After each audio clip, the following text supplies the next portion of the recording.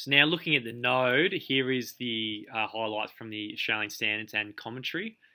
So at least three forces should act on the node for equilibrium.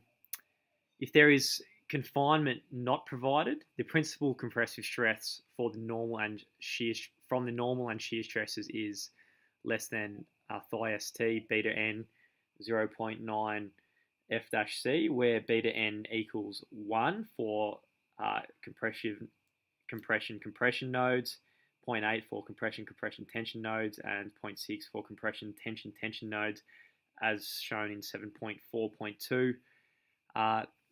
In the case where you've got strength enhancement by the use of confinement reinforcement, we'll have a little bit extra strength.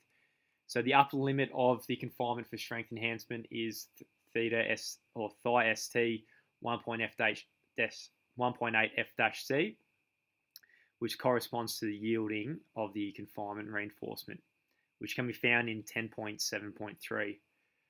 The strength enhancement at the node found is f-c0 plus f-c plus ke, c, fr, and c is 4 for concrete less than 80 MPa and 3 for greater than 80 MPa.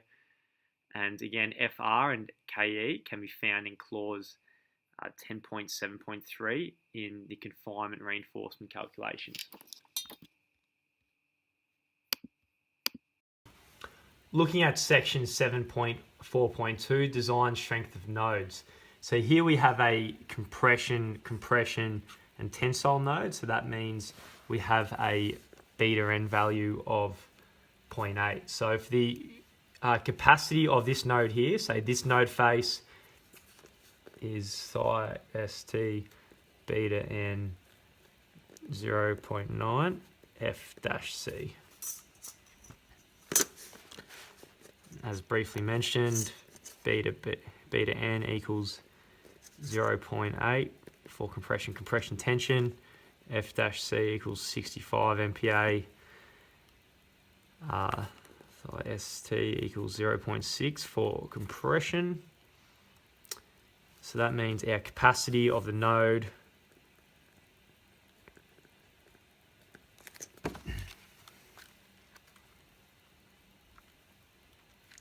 (0.6) times 0.8 times 0.9 times 65 equals 28 MPa.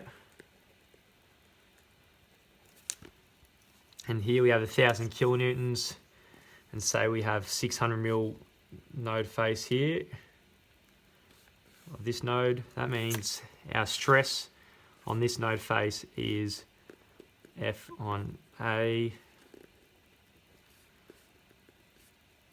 equals 1,000 divided by 200 inch page.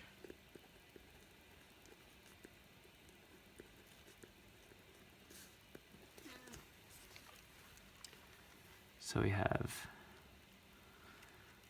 1,000 kilonewtons